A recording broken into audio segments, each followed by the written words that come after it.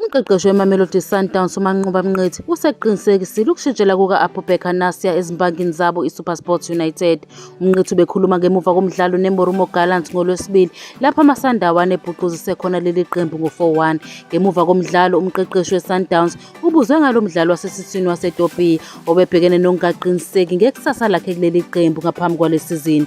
Mnqithi udalula ukuthi uNaser uthuthele komakhelwane babo iSuperSport kodwa akakacacisanga ukuthi ukudlulisela ngokwemali mboleko noma unomphela. uNaser akekho kuSundowns okwamanje kodwa ngicabanga ukuthi ukuSuperSport kusho Mnqithi eqinisekise ezintathelini. Lo mdlalo uneminyaka ngo-24 ubudala ubese emabhukini ama-Brazilians kusukela ngoJanuwari 2022 ngemuva kokusayina esuka e-Ethiopian Coffee Sport Club.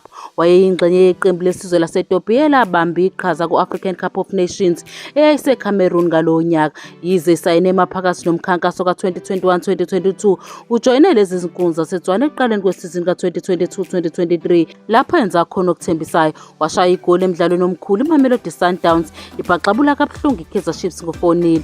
Ngesho uNaser walimala kanzima emdlalweni ne-Orlando Pirates phakathi nesizini yakhe yokuqala kuSundowns. Ukululama kwakhe kwabe inselelo okuholele ekubeni nesikhathi eside engekho enkundleni okuholele ekusetshenzisweni kwesikhala sakhe sangaphandle. Lesi sihlabani sikaWalia Antelopes besizilolonga nompetha beligi ngesikhathi sokulungiselela isizini. Uphinde waba seqenjini eliye e-Austria lapho liyozilungiselela khona lidlala imidlalo yobungani lilungiselela lesizini. Yize kunjalo akabhaliswanga kule sizini futhi inselelo yesabelo sangaphandle nayo yaba yimbangela yokuphuma kwakhe.